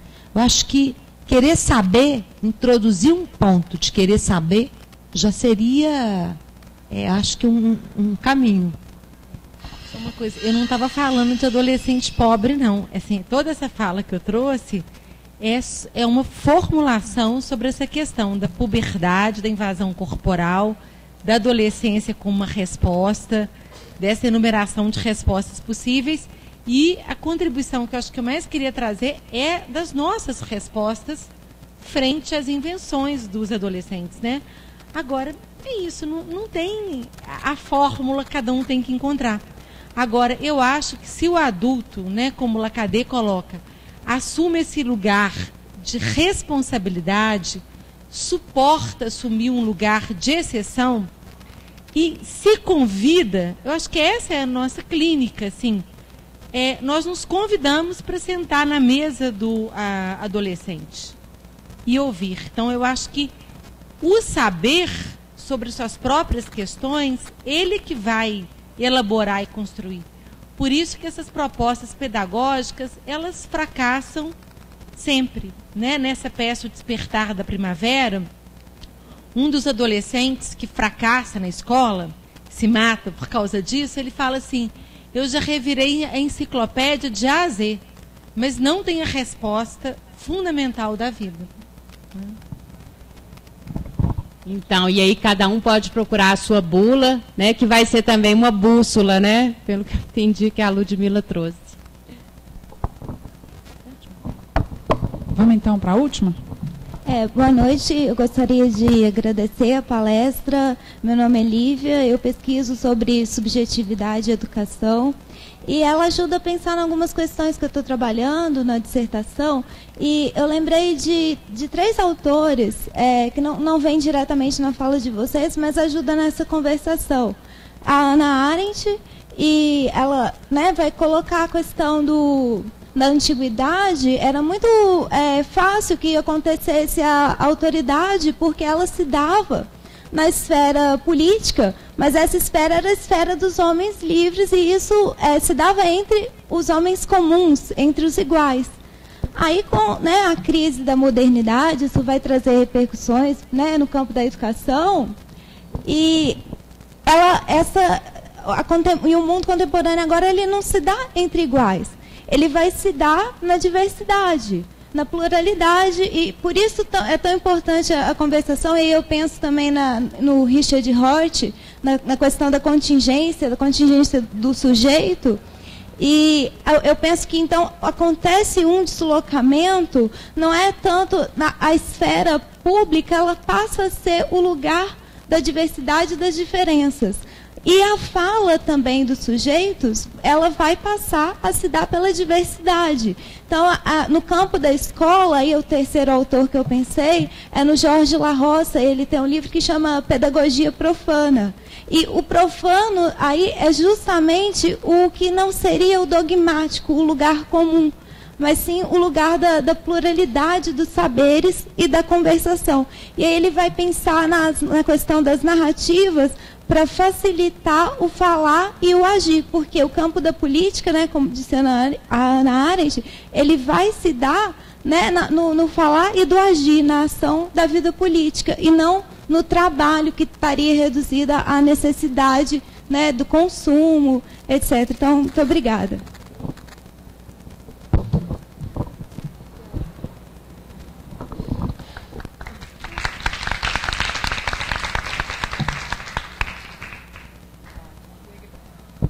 Queria agradecer e no final de outubro, quer dizer, meio de outubro, né? Final tem a jornada. No meio de outubro a gente tem mais uma... Não, então é no final de outubro. A jornada é 19, tá certo. Depois do dia 19 de outubro, a gente tem mais um encontro. Obrigada.